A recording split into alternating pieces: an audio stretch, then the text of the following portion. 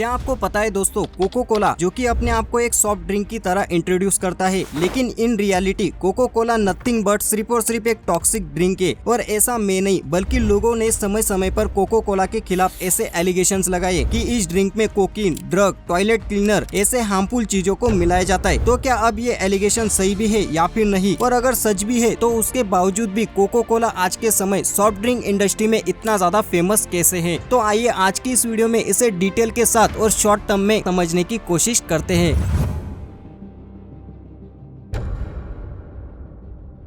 तो दोस्तों सबसे पहले बात करते हैं कि आखिर कोको कोला की शुरुआत हुई कहाँ से। दरअसल साल 1880 के दशक में यूएस के अंदर डॉक्टर्स द्वारा एक खास विन मिरियानी नाम की ड्रिंक को बेचना शुरू किया गया था, जिसमें मेनली वाइन और कोकीन का मिक्सचर था और इसे लोगों के बीच में एक मेडिसिन की तरह इंट्रोड्यूस किया था, ये बोलकर कि अगर आप इस वाइन के 3 ग्लासेस डेली 3 बार पीते हो तो इससे आपकी किसी भी तरह की बीमारी ठीक हो सकती है। अब यहाँ तक तो कोको कोला का दूर दूर तक कोई नामो निशानी नहीं था, लेकिन जब इस वाइन से एडिक्टेड हुआ एक शख्स जिसका नाम जॉन पेम्बरटन था, जो कि उस दौरान एक अमेरिकन सोल्जर था, वो जब अमेरिकन सिविल वॉर के दौरान बुरी तरह से इंजर हो गया, तब उसे ठीक करने के लिए डॉक्टर्स ने उसे मॉर्फिन का यूज एज अ मेडिसिन की तरह करके उसके इंजेक्शन उसे देना शुरू कर दिया। और अनफॉर्चुनेटली मॉर्फिन जो कि हेल्थ के लिए हार्मफुल होती है, उससे जॉन पेम्बरटन ठीक हो गया। लेकिन जॉन के ठीक होने के बाद अब वो मॉर्फिन का आदी बन चुका था। अब यहाँ पर जॉन ने अपनी मॉर्फिन की लत को रोकने के लिए उसी विन मिरियानी ड्रिंक को पीना शुरू कर दिया, क्योंकि वो जानते थे कि विन मिरियानी से किसी भी तरह की बीमारी को ठीक किया जा सकता है। अब इस ड्रिंक से जॉन की मॉर्फिन की लत तो काफी हद तक ठीक हो गई और आगे चल के जॉन ने इस ड्रिंक को उसी की तरह पीड़ित लोगों को सर्व करने का सोचा। अगर मैं सिंपल वर्ड में आपको बताऊं तो उन्होंने इस वाइन के फ्लेवर में कुछ थोड़े बहुत चेंजेस करवा के एक वाइन प्रोडक्ट बेचने का बिजनेस करने का सोचा और आगे चल के हुआ भी वही, क्योंकि 1850 में जॉन ने एक बिजनेस स्टार्ट किया फ्रेंच वाइन कोका का। अब जॉन का ये बिजनेस मार्केट में किसी तरह से ग्रो करता,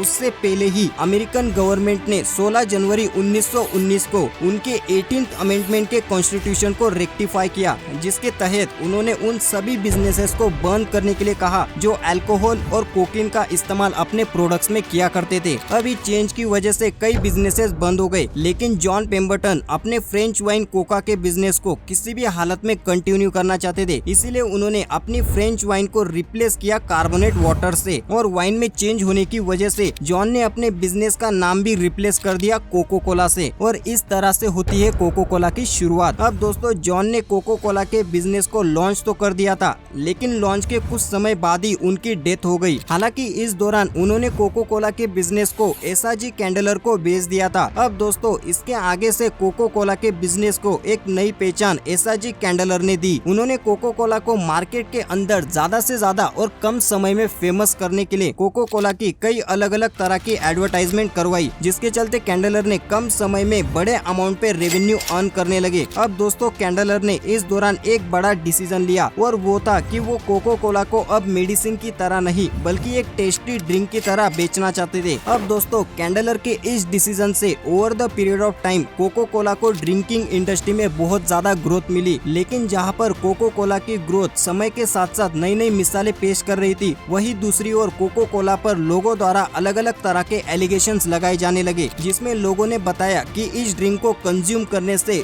वेट बढ़ना, हाई ब्लड प्रेशर होना, ऐसे हेल्थ इश्यूज फेस करने पड़ते हैं। और दोस्तों लोगों ने लगाए ये एलिगेशंस कहीं ना कहीं सही भी थे, क्योंकि कोको कोला में कैफीन और कोकीन को मिलाया जाता। हालांकि कोको कोला इस बात से हमेशा से ही डिसएग्री करता आ रहा है, लेकिन दोस्तों सच्चाई को हमेशा प्रूफ के बेस पर डिसाइड किया जाता है। इसीलिए अगर आज के समय कोको कोला से एडिक्टेड हुए शुगर पर्सन्स के आप अगर डेथ के आंकड़ों को देखोगे तो वो हर साल ग्लोबली 1,84,000 डेथ्स को इंडिकेट करता है। अब दोस्तों कोको कोला के ऊपर इतने सारे एलिगेशंस लगाए जाने के बाद भी कोको कोला के सेल्स में over the period of time कुछ ज्यादा गिरावट नहीं आई है, क्योंकि अगर आप कोको कोला के एनुअल रिपोर्ट्स को देखोगे तो आपको साफ तरह से पता चलता है कि कोको कोला ने साल 2020 में $33 बिलियन का रेवेन्यू अर्न किया। वही साल 2021 में 38 बिलियन डॉलर का रेवेन्यू अर्न किया था और वही साल 2021 में यही रेवेन्यू 38 बिलियन डॉलर से सीधा 43 बिलियन डॉलर तक चला गया। अब इस बात से आप आसानी से अंदाजा लगा सकते हो कि कोको कोला ने सॉफ्ट ड्रिंक इंडस्ट्री मार्केट में कितने बड़े स्केल पर अपना डोमिनेंस हासिल कर लिया है। अब दोस्तों हमें कोको कोला की इस केस स्टडी से एक बात तो साफ तरह से क्लियर हो जाती है कि कोको कोला ने अपनी सॉफ्ट ड्रिंक को बेचने के लिए लोगों के सेल्फ इमोशन को टारगेट किया है, जिसके चलते कोको कोला पर चाहे कितने भी अलग अलग तरह के एलिगेशंस लोगों द्वारा लगाए जाए, तब भी कोको कोला से कनेक्टेड लोग उसे ही कंज्यूम करेंगे। अब दोस्तों आपको क्या लगता है, कोको कोला के ऊपर लगाए जाने वाले ये एलिगेशन सच हो सकते हैं या फिर नहीं? हमें कमेंट में लिखकर अपना ओपिनियन जरूर बताएं और ऐसी इंफॉर्मेटिव वीडियोस को देखने के लिए लाइक, शेयर एंड सब्सक्राइब करना बिल्कुल मत भूलिएगा।